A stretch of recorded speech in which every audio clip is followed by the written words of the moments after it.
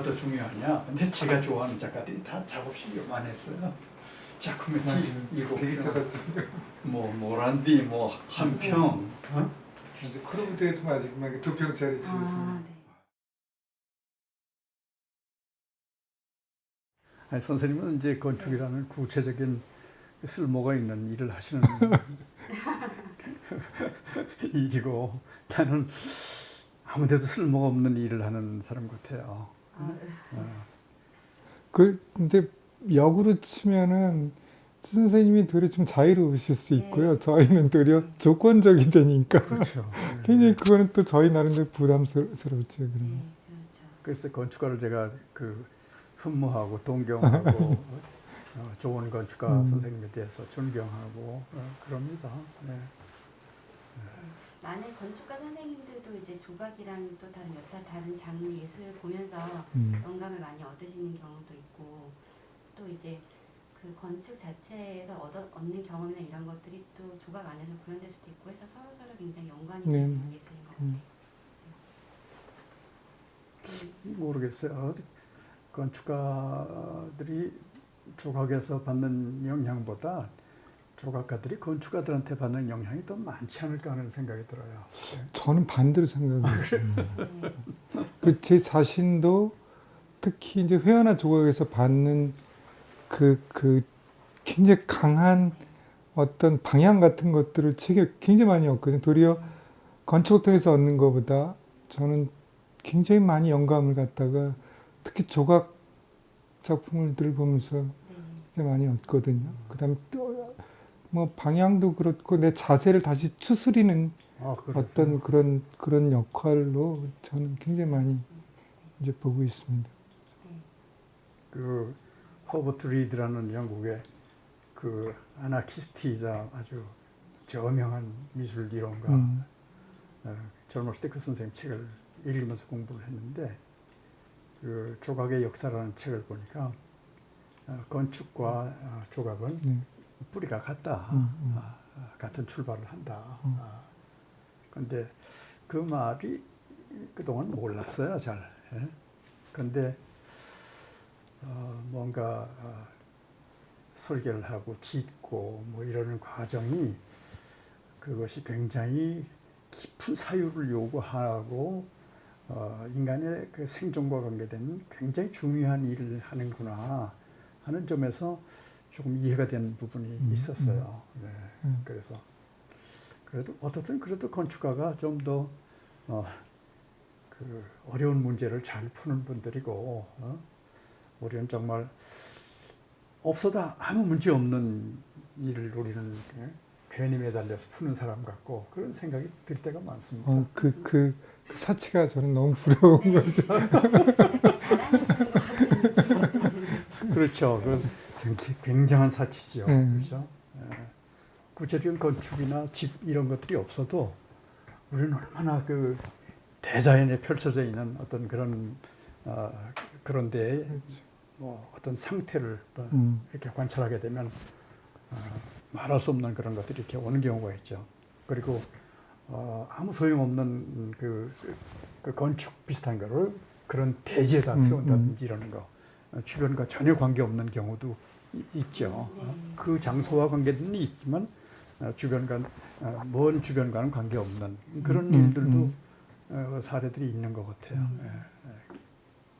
그런 경우에는 이제 건축물이기도 하지만 한편으로는 이제 대지에 있는 조각이라고 그럴 수 있죠.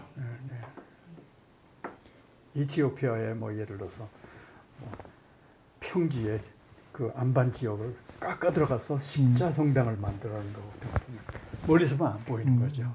그 주변에 어떤 교회나 건물도 없는데 가까이 가보면 거기에 십자가 있네. 그 땅이 파져 있는 거죠. 땅이 파져서 교회가 만들어져 있다. 그걸 말씀하시네요. 저도 그 이미지를 가보지는 못했는데 그 이미지를 보는 순간 그게 사실은 이제 종교 건축이잖아요. 근데 그거를 건축이라고 부를 수 있다는 그 자체가 저한테는 너무 충격이었어요. 너무 충격이었어가지고 그 차 있고 비어져 있는데 그게 그 단순한 비움 한 가지를 가지고 이렇게 상징적일 수가 있구나 뭐 이런 사고 건축이 가지고 있는 딜레마 중에 가장 큰 거가 너무 얘를 그냥 오브제로 보는 거예요. 그리고 그 다음에 그 오브제가 또 마련해주는 경험하게 하는 내부 공간들을 그리고 이제 외부적으로는 형식으로 보여지고 내부적으로는 공간을 보여주는 거의 국한다는 거가 저는 조금 개인적으로 이렇게 이렇게 좀 벗어나고 싶은 거죠. 건축은 굉장히 관계적인 거거든요. 상대적인 거고. 근데 그거를 이렇게 절대적인 걸로 이렇게 보는 순간에 저는 뭔가가 잘못됐구나라는 생각을 굉장히 많이 해요. 제가 선생님 말씀에 꼭 하나 더 붙였으면 좋겠다 하는 생각이 있었는데 그 터키에 가면 그 카파도키아라고 돌산이 있는데 거기 파고 들어가서 뭐 살림도 하고 지금도 사는 사람들이 있어요. 거기 조그맣게 굴을 파고 뭐 성당도 만들고 개인 성당도 만들고 이렇게 해서 지금도 남아있고 관광 코스가 됐는데 그건 멀리서 보면 틀림없이 조형적인 일이에요. 건축적인 일이고 또 조각적인 일이에요. 그런데 거기서 멀지 않은 대린 구유라는 곳이 있는데 거긴 평지예요. 평지인데 어느 출입구를 들어가면 지하로 들어가요. 지하로 들어가면서 옆을 만지면서 들어가요. 그래서 거기에서 살던 사람들이 그 임시에 꽤 오랜 임시 기간 동안 살던 사람들이에요. 왜냐하면 거기가 농경지인데 밀밭이 아주 좋은 곳인데 거기에 농사가 잘 되면 이제 그 적군들이 쳐들어와서 그걸 이제 점령한다고요. 그러면 그 농사 짓던 사람들이 다 도망을 가야 되는데 갈 데가 없으니까 땅속으로 도망가는 거예요. 그래서 땅속 어디까지 파고 들어가냐면 저리 지하수 있는 데까지 파 들어가요. 그러니까 여기저기에서 임시로 거기서 이제 상당 기간을 이제 지내는 거죠. 저는 그것도 하나의 건축 행위라고 봐요. 생존을 위한 건축이죠. 그게 건축이죠, 진짜. 그러니까 세상에 규정할 만한 그 개념은 없다. 이런 생각이 들어요. 그래서 이거 참 우리가 생각을 뭘 고착하기만 하면 그게 넉넉하고 개방된 생각은 아니구나 하는 그런 생각을 해봅니다. 네.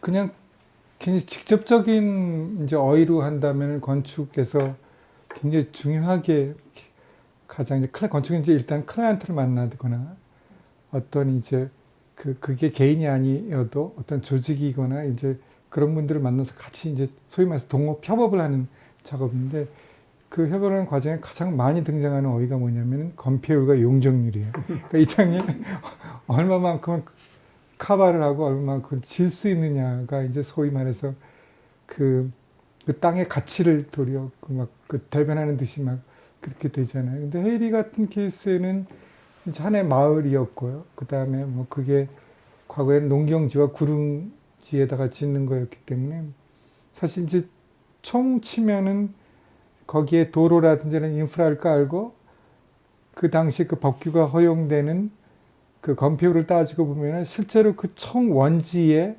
실제로 건물이 들어갈 수 있는 면적은 한 20%밖에 안 되는 거예요. 근데 사실 이제 80%가 이제 지어지지 않는 걸로 남겨져야 되는데 굉장히 많은 분들이 20%에만 관심이 있는 거예요. 그러니까 이걸 뭐 어떻게 짓겠느냐. 근데 저희는 그때 생각했더니 그럼 나머지 80% 진짜 헤이리의 원 모습이라고 하는 나머지 것에 대한 어떤 제안을 도리어 역으로 이제 그 가시적인 그저 형태에 대한 제안보다 나머지 것에 대한 그 약속들을 갖다 어떻게 했으면 좋겠다를 이제 보여준 거기는 해요. 그래서 그만큼 뭐 이렇게 중요한 것 같고요. 그런 것들이 아마 그냥 이어서 얘기를 하자면 건축에서 또 이런 말을 또 평론가들이 굉장히 많이 해요. 일관성에 대해서. 그리고 그 평론가들이 말씀하신 거 잘 들어보면 그 일관성을 대부분 다 좋아하시는 투야. 근데 저는 반대입니다. 그 일관성 되게 싫어해요. 그거는 이제 아까 사유의 그죠? 그 이유로 생각하는 그 생각에서 일관성은 소중한데 그 형태적으로 일정하게 나오는 거는 뭐 프로그램이 어땠든 그 장소가 어땠든 간에 그걸 동일하게 풀어내시는 분들이 있어요. 그리고 그 풀어지는 그 아름다움에, 그 순수한 아름다움에 매료가 돼가지고 막 그거를 칭찬하시는 분이 있는데 저는 그거 되게 싫어요. 그건 뭔가가 틀렸다고 생각을 하는 거죠. 그러니까 그 사유가 짧은 거죠. 자기를 표현하려고 하는 게 더 앞장서 있었지. 그 장소성이라고 하는, 그리고 나에 주어진 프로그램을 자기가 어떻게 번역하는가는 굉장히 많이 이제 경시되어 있는 그런 자세들 아닌가. 조금 뭐 디테일이 좀 안 맞거나 좀 거칠더라도 그 상황에 맞는 자기 번역을 이렇게 보여주는 게 저는 더 중요하다라고 보는데, 이제 그게 세련됨으로 이제 다 커버가 되면서 이제 이런 거는 저는 조금 이 풍론들이 잘못되고 있구나라는 생각이 들구나. 굉장히 중요한 말씀을 하셨어요. 그리고 우리 현대 미술에서도 보면 스타일이라는 거를 이제 작가가 하나 만들어 놓으면 그 스타일을 벗어나지 못해요. 끊임없이 자기 모방을 한단 말이에요.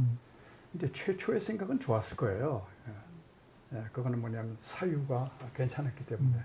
근데 그 사유가 그 스타일을 반복함으로써 다친 사유가 되어버리는 거죠. 그렇죠? 그래서 향기가 없는 작품들이 많아요.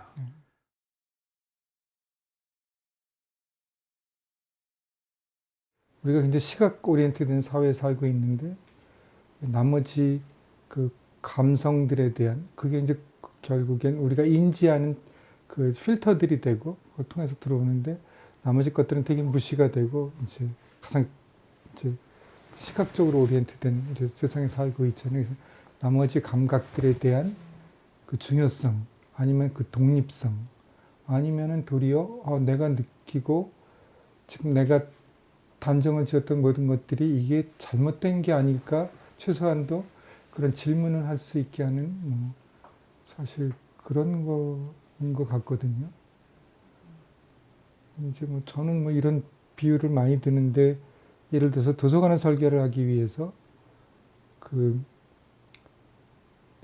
기존의 도서관들, 잘 돼 있는 도서관들의 자료를 이렇게 보는 것보다 그저 도서관이라고 하는 것에 대한 질문을 시작하는 거가 이제 저한테는 굉장히, 예를 들어서 사례로 좋은 기회가 한 번 있었는데, 제가 도서관을 설계를 하는 과정이 있었어요. 근데 제가 아신 분이 오셔가지고 이제 저한테 주었던 질문이, 책을 펼쳤을 때 인간의 오감 중에서 어디가 제일 먼저 반응하는 줄 아냐고. 근데 나는 그냥 아무 생각 없이 시각이라고 답을 딱 주는 순간에 머릿속에서 틀린 답이구나. 그래서 물어보지도 않았을 텐데. 근데 이제 그분의 답은 후각이래요. 그 책을 펼쳤을 때 그 냄새가 가장 기억에 오래 남고, 그게 이제 그 책의 경륜도 얘기를 하고, 그다음에 책의 내용까지도 대충은 이게 굉장히 의식적으로 이렇게 암시를 한다고 하는데, 하여간 그 질문과 대답하는 그 총 과정을 통해서 제가 느꼈던 게, 내 사고가 틀렸구나. 그러니까 내가 뭔가를 잘못 생각해 왔구나라는 거를 그 질문 하나가 굉장히 많이 깨닫게 해준 것 같아요. 그래가지고 그때 저는 그 순간을 못 잊어요. 그 순간에 제가 봤던 사물, 그 방에서, 그 환경에서 내가 느꼈던 모든 컬러들이 갑자기 달라져 보기 시작을 하더라고요. 근데 굉장히 묘한 경험이 있었어요.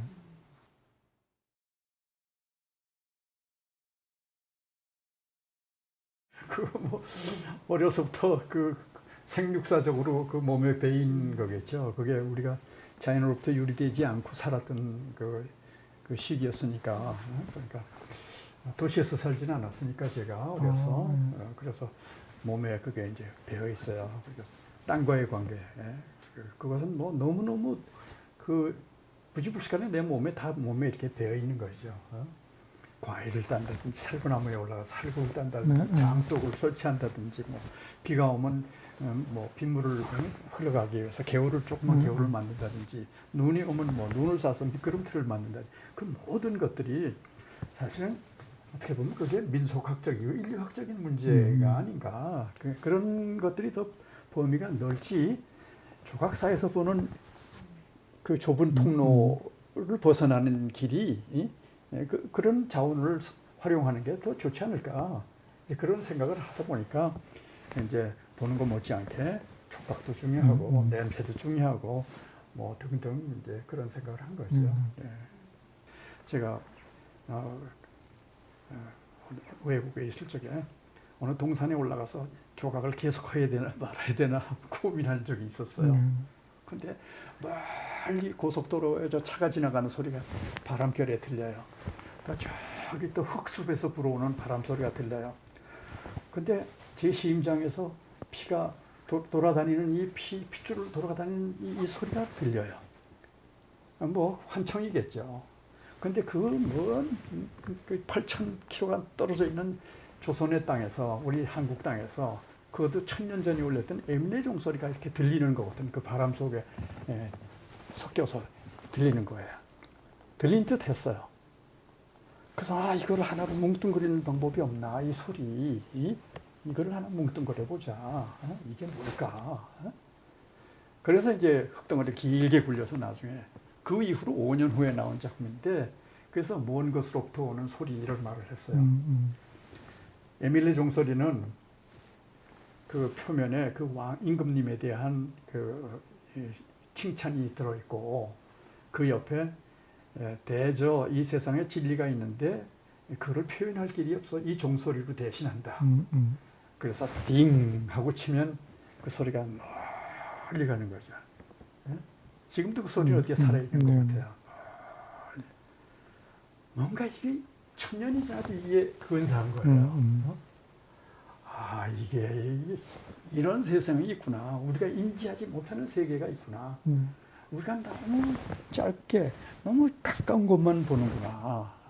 그런 생각을 하면서 소리라는 건 공간인데 그 공간이 어마어마하게 기본적인 조건이구나. 유럽의 어느 수도원을 갔더니 수도원의 이쪽 해랑에서 제 친구가 하고 저는 돌아다녔어요. 그랬더니 한참만에 그 소리가 돌아와서 이렇게 들리는데 전혀 다른 소리를 듣는 거예요. 이게 뭐냐 이 공간이라는 것은. 그러니까 공간이 참 무궁무진하구나. 우리 어머니 뱃속에서 작은 공간 속에서 살았지만 그때도 이미 널브러져 있는 공간이었다. 비록 작았지만 그 우리 세상에 나와서 보니까 널브러져 있는 공간인데 공간을 너무 작게 사용한다. 그래서 저는 이것이 널브러져 있는 공간이라는 게 뭘까? 그러고 보니까 아시아의 사유 체계 속에서 그런 거를 아주 텅 빈 공간이라고 하고 그것이 기가 차 있다. 바로 그것이 우리가 호흡하는 세계다. 그러니까 우리 사이먼 선생이 얘기했던 것처럼 아시아 사람들은 보이는 것보다도 보이지 않는 것을 더 중요시한다. 그러니까 시각 중심주의가 이 사람은 아니다. 이렇게 이제 얘기했던 바가 이제 그런 논지라고 봐요. 저는 아까 춘 선생님 그 작은 작품 가지고 오셔가지고 그거 싸가지고 오셔가지고 풀러가지고 거기다 탁 놓는 순간에 어떤 생각 들었었냐면 그 행위가 되게 충격적이었어요. 근데 그게 이제 그 조건을 설명하시기 위해서 이제 이쪽에 놓을 수도 있고 저쪽에 놓을 수도 있는데 이게 그 관계 속에서 이게 생명력을 갖는 그런 조그만 제스처였었잖아요. 근데 그냥 그때 들었던 생각이 제가 그 순간에 얻었던 게 참 많았던 것 같아요. 그 순간이. 그러니까 뭔가 내재되어 있는 본질들은 어디나 있는 것 같아요. 근데 그게 정해지진 않고 시간과 장소에 따라서 변하기는 하는데 하여간 우리의 기억력을 갖다가 이렇게 툭 건드릴 수 있는 뭔가가 내재되어 있는 건 있는 것 같아요. 항상. 걔는 또 시간과 장소에 따라서 변할 수 있는 것도 있지만 시간과 장소에 따라서도 안 변할 수 있는 게 있구나. 그래서 그 본질적인 것은 무엇인가라는 게 아까 조금 질문이 들더라고요. 근데 그걸 내 작업에서 찾을 수 있다면 뭘까? 막 그 생각이 조금 들기는 들었어요. 지금 굉장히 어려운 국면으로 넘어가는데 선생님 본질 말씀을 슬쩍 하셨어요. 근데 그 지금 본질 말씀하셨죠? 그 본질이 닫혀 있는 것이 아니고 그것도 열려 있다고 생각이 돼요. 그래서 그 개인을 통해서 그 개인은 벌써 우리 이 DNA 속에 어떤 집단 무의식이 형성되어 있잖아요. 이게 조상 대대로 내려오는 인류사적인 이런 것들이 배어 있단 말이에요. 그런데 그런 개체가 어떤 정황에 따라서 어떤 공간에 따라서 어떤 시기에 따라서 그 사물이나 진료를 보는 눈이 다르게 나타날 수 있다라고 봐요. 그래서 본질도 저는 여러 개가 아닌가. 너무 본질을 하면 본질이 여러 개가 아니면 본질이 억압을 하는 경우가 있어요. 예? 우리가 억압받기 위해서 태어난 존재는 아닌데 자꾸 에센셜이 뭐냐 굉장히 소중하죠. 네가 생각하는 그 생각의 본질은 뭐냐 이걸 얘기하는 건 좋은데 그렇게 얘기해 줄 수 있기보다는 이렇게 표현하면 안 될 거 없잖아. 저렇게 표현하면 안 될 거 없잖아. 그래서 신라시대 때 원효 스님 같은 경우에는 자연스럽지 않은 게 크게 자연스러운 것일 수 있다. 그리고 불교에서는 비법이 곧 법일 수 있다. 비비법 이런 말도 해요. 그러니까 얼마나 생각이 아주 그냥 확장되고 넓어져요. 그래서 그 본질에 대해서 생각을 안 해도 바보지만 본질만 너무 붙잡고 들어져도 그것도 꽉 막힌 존재가 되지 않을까라는 그런 생각을 작가로서는 해봅니다. 반성적으로 해보는 겁니다. 예. 그러나 건축은 한목적적인 일이기 때문에 본질을 얘기하면 그게 명쾌하게 이렇게 정리가 좀 될 수 있다고 봐요. 그래서 작가가 얘기하는 조각가가 얘기하는 이런 거하고 좀 다를 수 있다고 봅니다. 네. 결이 조금 다.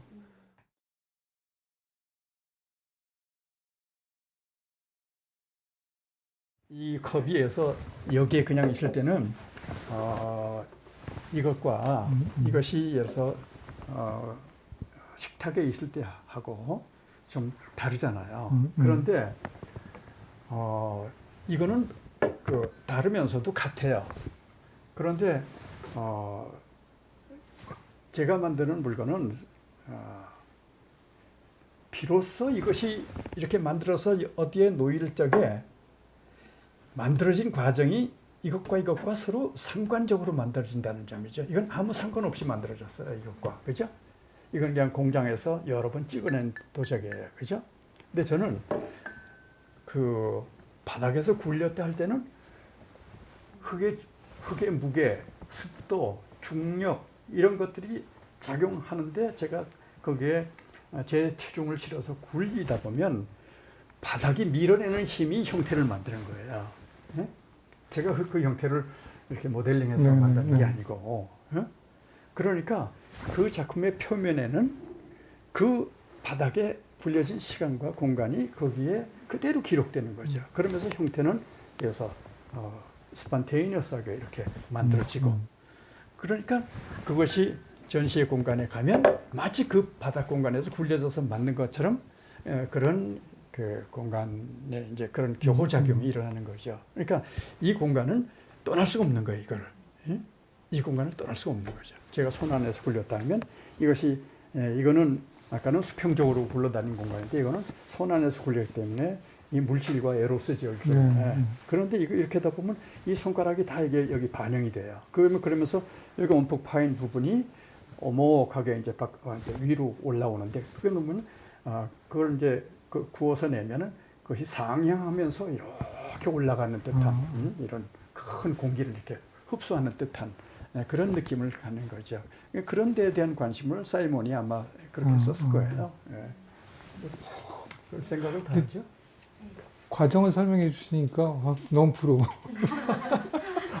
이 모든 게 다 이렇게 완결성을 갖게 되잖아요. 이렇게 과정들이 갑자기. 그런데 선생님은 너무 이제 겸손하시게 말씀하는 거고, 선생님이 정성을 들여서 그 생각을 그 선생님의 건축적 사유를 실현한 그 건물은 거기 사는 사람이 거기에 적응하면서 삽니다. 그 점이 또 이제 그렇죠. 우리 조각하고 좀 다른 네. 거죠. 적응하면서 그 가치를 사용자들이 만들어낸다고 봐요. 그러니까 그 심하게 그렇게 말씀하지 않으셔도 됩니다.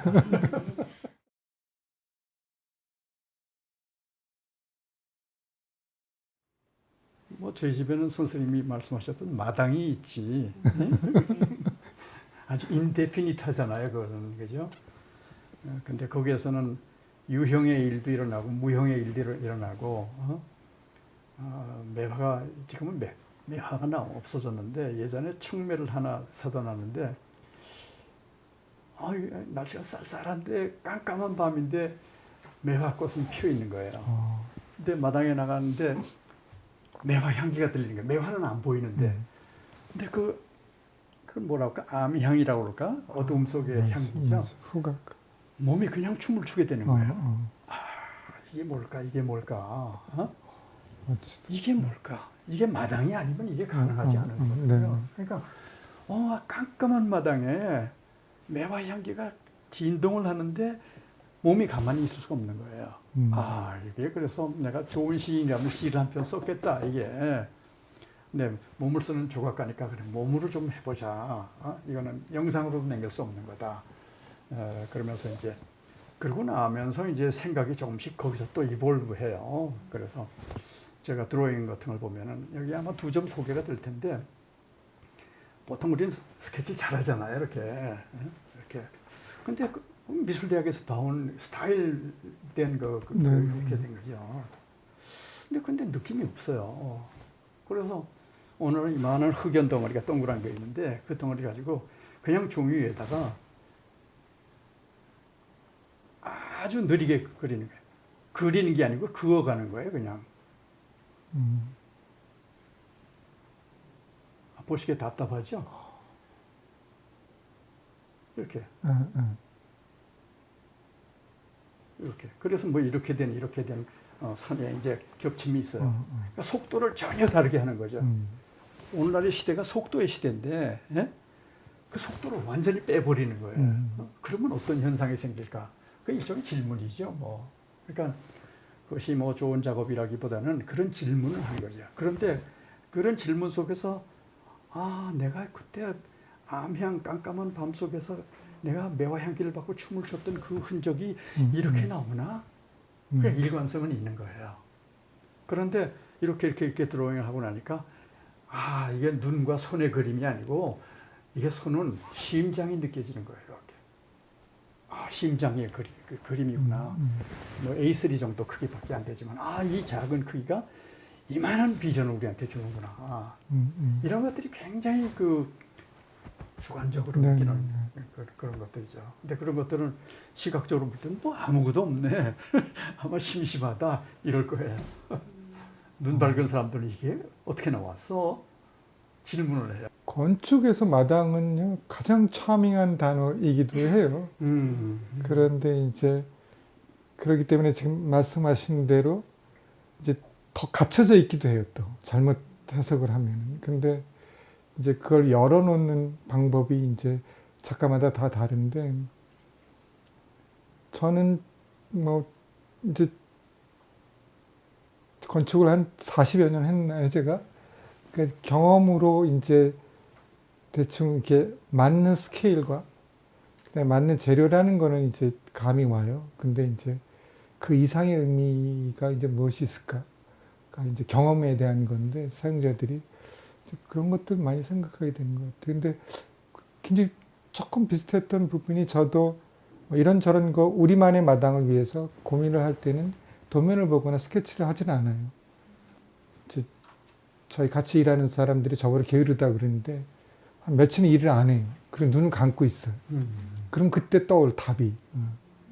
그러니까 이게 저한테는 어휘가 소위 말해서 랭귀지, 그러니까 왜 하느냐가 중요한 거지. 뭐를 잘했다는 거는 별로 중요하지가 않아요. 그건 어찌 보면은 건방지지만 그만큼은 자신감이 있어요. 근데 뭐를 잘해야 될지를 모르는 거예요. 근데 그러니까 그래서 그게 더 중요하지. 잘한다는 것 자체만은 중요하지 않다는 걸 이제 조금 깨닫게 된 거죠. 뭐 어찌 보면은 비슷한 건데 이제 젊었을 때는 이제 계속 새로운 걸 추구했던 것 같아요. 그러니까 뭐 그때 글 쓴 거 보면 나는 내 자신을 복제하지 않는다서부터 계속 다른 작업들 다 지나고 나니까 새로운 것은 존재하지 않는구나 이런 거 깨닫게 된 거예요. 그래서 그 찾아야 될 필요가 없는 거를 이제 깨닫게 된 거예요. 근데 그게 그 가르침이 저한테는 되게 컸어요. 굉장히 컸어요. 그래가지고 중요한 말씀입니다. 그 다음부터는 눈을 감으려고 많이 해요. 네. 좀 조금 게을러지려고 하는 거죠. 그러니까 뭐 그 말씀 아주 중요한 언더라인 할 만한 말씀인데 새로움 하다 보니까 우리는 전부 다 후시적인 인간이 돼 버렸어요. 예시적인 인간이 돼야 되는데 맨날 뭐 유명 건축 잡지, 조각 잡지, 미술 잡지 보고 다 알아. 너무너무 많이 알아. 옵션이 너무 많으면 자아가 없어져요. 자신의 판단이 없어져요. 그러니까 새로움의 충격이라고 해서 1960년대에 나온 미국의 미학이 있죠. 그건 신자본주의의 미학이라고 봐요. 근데 그것이 하나도 desirable, possible 하지 않단 말이에요. 인간 세상에. 그죠? 그리고 얼마나 순식간에 사라지는 게 너무 많아요. 그죠? 그러니까 그걸 우리가 얼마나 버티면서 그걸 그 말로만 할 게 아니라 작업으로 증명할 수 있느냐? 그 증명 못하면 이 말은 힘이 없어요. 그러니까 그렇게 소름 끼치는 일이죠. 잠이 안 오는 일이죠. 그런 사실 새로움이라는 것은 인간들이 발명해낸 하나의 발명품이에요. 그런데 그것보다 조금 더 우리를 억압하지 않는 용어가 뭐가 없을까? 그게 아마 선생님도 생각을 하시라고 봅니다. 네.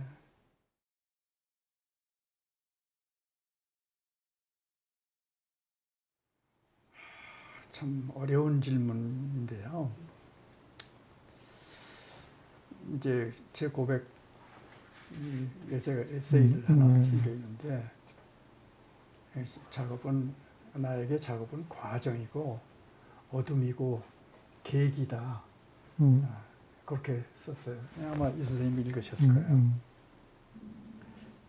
작업 앞이 안 보이죠. 앞이 안 보여 정말로. 그런데 어려운 풋이 앞이 안 보이지 인생이 진행되는 게 아닌가. 응? 우린 철길을 달리는 기차가 아닌 것 같아요. 응? 철로는 길이 있어가지고 거기 시작을 하면 계속 부산까지 가고 목포까지 가는데 그 관성에 의해서. 근데 작품의 세계는 그렇지 않은 거 아닌가. 그 추동하는 힘은 어디서 오는가? 나 작업을 하는 추동하는 힘은 어디서 오는가? 내가 계속 깜깜한 어둠 속에서 헤어나올 수 있을까? 근데 그것이 나에게 뭘 의미하는가? 그러면서 이제 그런 것이 해결이 될 수 있을까? 가지 않은 길인 껌껌한 데서 최초로 밟는 데서 나오는 게 아닌가. 그런 생각까지는 해봐요. 그러나 그것이 구체적으로 어떻게 전개되는지는 보이진 않아요. 이게 솔직한 고백입니다. 그러면 이제 요령은 하나 있어요. 내가 제일 처음에 했던 작업으로 다시 돌아가는 거예요. 내가 제일 처음에 무슨 작업을 했지? 그때 왜 손으로 이렇게 팠지? 그것이 어떻게 발전돼 나왔지? 이렇게 그걸 반성적으로 이제 다시 한번 이제 귀납적으로 한번 다시 보긴 합니다. 그렇다고 해서 그것이 뭐 뾰족하게 길을 열어주진 않아요. 길은 없는 것 같아요. 근데 그렇게 주장할 만한 길은 없어요. 저는 오늘 너무 중요한 단어를, 귀절을 지금 듣고 가는 것 같아요. 앞이 안 보일 때 계속 갈 수 있다. 너무 저한테 지금 딱 필요한 말인 것 같아요. 그래서 근데 역으로 생각하잖아요. 보통 앞이 안 보이면 중단을 해야 되는데 너무 멋진 말이신 것 같아요. 갑자기 내가 용기를 너무 얻은 것 같아요. 그 얘기 듣고. 저는 뭐 이제 규정해 놓은 거는 없지만은 그냥 기억을 되살리고 싶은 경험을 이제 사용자들한테 주고 싶은 거는 있어요. 이제 한 40여 년의 건축 작업 끝에 이제 그나마 내렸던 이제 조그만 이제 목표는 이제 그런 건데, 공간에 들어갔을 때 멋진 공간 뭐 이런 거보다 공간에 들어갔을 때 아 이거 이런 게 있었지, 근데 내가 왜 잊고 있었지를 다시 한번 가르쳐 줬으면 좋겠다, 뭐 이런 건데, 이제 그러면 되게 만족스러울 것 같아요. 그게 이제 제가 말하는 서늘함인데, 뭔가가 이제 사고가, 그러니까 내 육신이 거주하는 공간보다 사고가 거주할 수 있는, 기억이 거주할 수 있는 그런 경험들을 갖다가 이 사람들한테 주고 싶다. 이제 그런 거는 있죠. 근데 저희는 이제 항상 조건이 주어지니까 주어진 조건 속에서 그걸 어떻게 풀어낼지는 항상 숙제인 거죠. 숙제인 거죠. 근데 건축 참 위대해. 내가 보면 건축한테 제가 영향받은 게 너무 많아.